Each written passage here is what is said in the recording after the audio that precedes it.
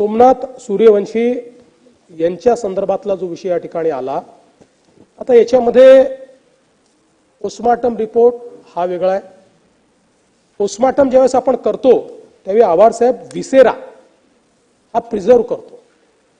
पोस्टमार्टमचा report हा बाह्य जे काही ते हे असतात आणि जे काही आतल्या पार्ट्स पाहतात त्याच्या आधारावर केला जातो आणि त्याचा अंतिम रिपोर्ट हा विसेराच्या आधारावर येतो. आता विसेराचा जो रिपोर्ट आलेला आहे तो रिपोर्ट आणि पोस्टमार्टम रिपोर्ट याच्यामध्ये विसंगती आहे. तथापि या ठिकाणी जोपर्यंत जस्टिस अचलिया कमिटी आतापर्यंत ज्यांनी या संदर्भातले रिपोर्ट दिले तरी पोस्टमार्टम रिपोर्टचा आधार घेतला, कोणी विसेराचा आधार घेतलेला नाही. पण जस्टिस अचलियांची समिती आपण या ठिकाणी नेमलेली आहे आणि जस्टिस अचलियाच्या समितीला आपण या संदर्भातली टर्म्स ऑफ रेफरन्स दिलेल्या आहेत.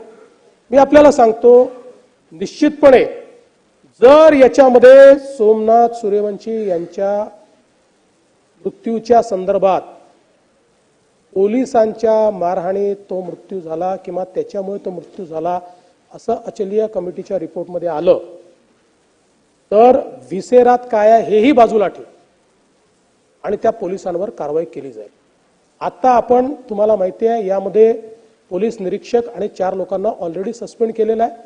पण जर अचलिया कमिटीने सांगितलं तर मनुष्यवधाचा गुन्हा देखील त्यांच्यावर दाखल केला जाईल. आता त्यातला प्रश्न एवढाच आहे की विसेरा आणि मूळ रिपोर्ट याच्यामध्ये विसंगती आहे.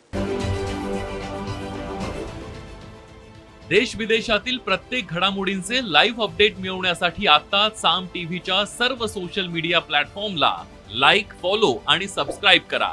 तसंच सर्व नोटिफिकेशनसाठी बेल आयकॉन प्रेस करायला विसरू नका.